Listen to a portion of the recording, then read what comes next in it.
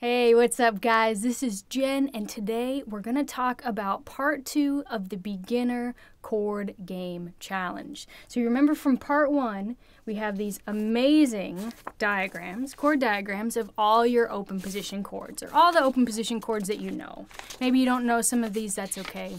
You'll learn them eventually. So we've got, D minor, C, A minor, right? And we said, okay, let's make sure you know your transitions. So, A minor to E. You want to randomize it so it feels like an exercise and it's not so tied to getting a song. And then you can quickly go through them. So we go, can I play A minor to E? Yeah, I think I got that. But can I play A minor to E minor?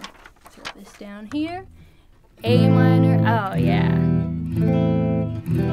So that was the basic idea of the game. Let me grab that E because I think it's going to be important later.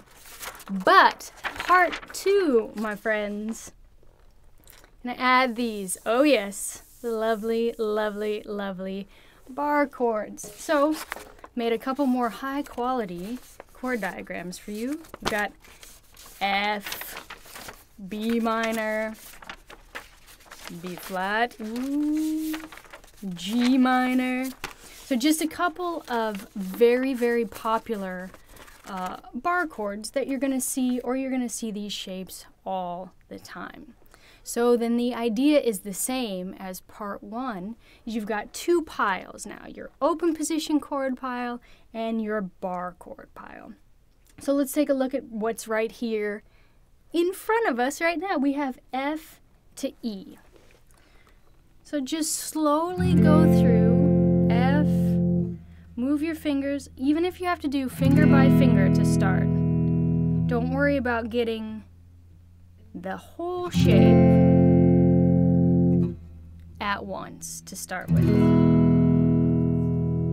Now the key with this, and we talked about it in part 1, is adding, oh yes, the metronome.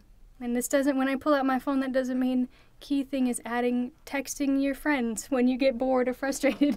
No, we want to add the metronome. So maybe you start with 1 strum per 4 clicks. Let's just see how that feels. 1, 2, 3, 4 to E. 2, 3, 4, back to F. 2, 3, 4, and E. 2, 3, 4. Now, because I know these bar chords are really, really difficult, if that's too fast for you, don't worry about it. You set up the time to what works for you in the moment. So maybe it's not 1 chord per 4 clicks, maybe it's 1 chord per 8 clicks. So it gives you way more time. You've got 1, 2, 3, 4, 5, 6, 7, 8, and 1, 2, 3, 4, 5, 6, 7, 8, and so on. Then when you feel comfortable at a tempo, what have you got to do?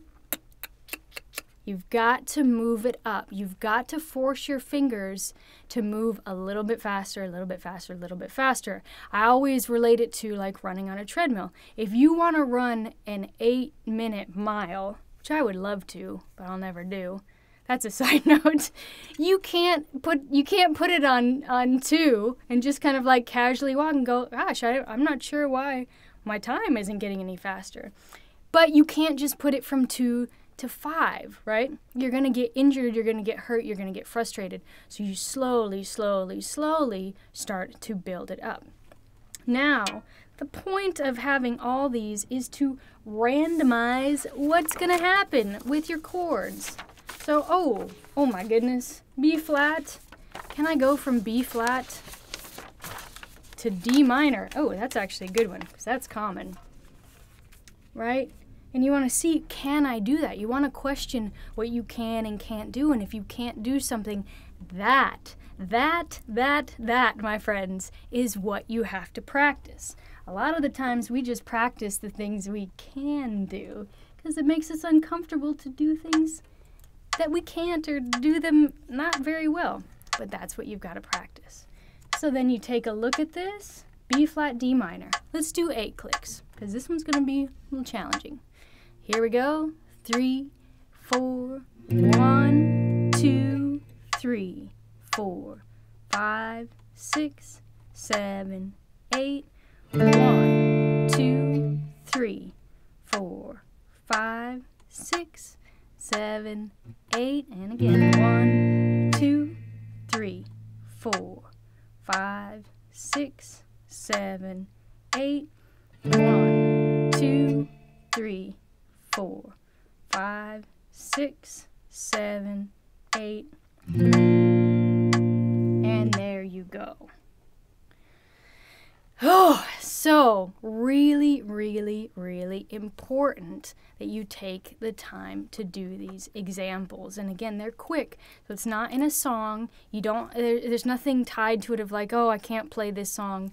You just look at each transition and then go from there. I like to log my tempos. I like to write everything down, like in a little guitar journal, if you will.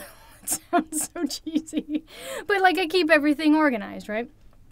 And then when you feel more comfortable, you can take out clicks. So you can say, oh, now I'm going to try doing it that tempo, but only do 6 clicks. That's another one. Now, if you're feeling really, really good about all this, all your open position chords and all your bar chords, what do you think we're going to do? Oh my goodness. Oh my goodness. Oh, geez. How about we do that?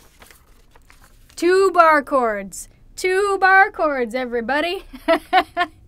So, also incredibly common. We've got this F. 1, 2, 3, 4. Let's move to the G minor.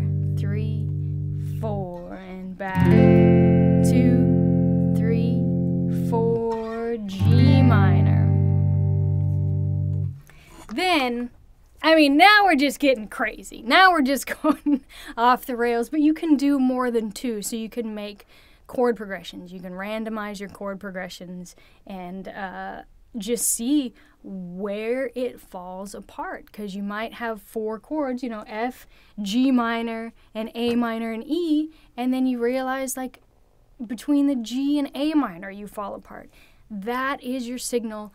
That's your flag. That is everything to tell you that that's what you need to work on. So remember, with all of these videos and all this stuff that I talked to you about practicing, it's seeking out what you're struggling with and just going at it and chipping away at it and not running away from it and saying, well, I can't do bar chords, or I can't do these transitions, or yes, you absolutely can. You absolutely can. If I can do it, I guarantee it, you guys can do it.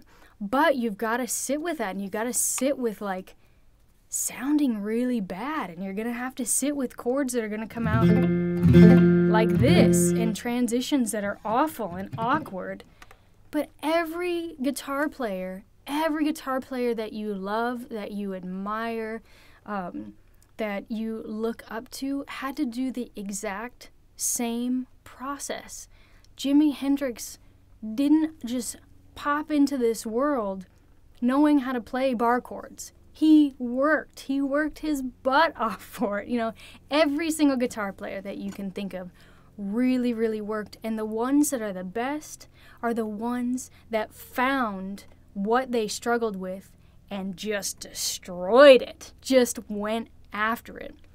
So anybody that you look up to that is a good guitar player, it's just know they worked for it. They worked just like you're going to have to work. So don't be afraid of it. That's what's going to take you to the next level. Make sure, metronome. Go after those chords that are difficult. Take breaks. Be consistent with your practicing. So do this every day, every other day. And I promise, it's not going to be easy, but you're going to be able to do it. You're going to get so much better.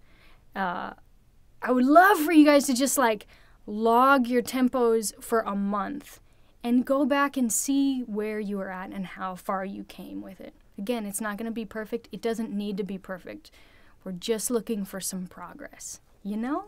That's it. Okay, try this. Please let me know how it goes. I got really good feedback on the first video, and I would love to know how this works for you guys.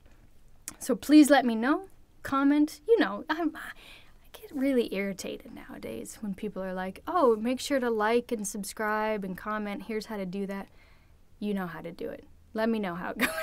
You don't need me to tell you how to like and subscribe. However, one thing that I do have to say, which you might not know, is this is a Patreon supported video. So I've got wonderful people backing these videos because I do everything myself, edit, do all the graphics, shoot. I'm in a room by myself, which, you know, I like. I prefer to be in here by myself. But if you want to find out how to support these and keep these videos going, please go to www.patreon.com/JenTrani, and there are some rewards for donating, and we got some Google Hangs that will be happening soon, and postcards and things like that for keeping these videos going. So thank you so much. Let me know how it goes, and I will talk to you guys soon.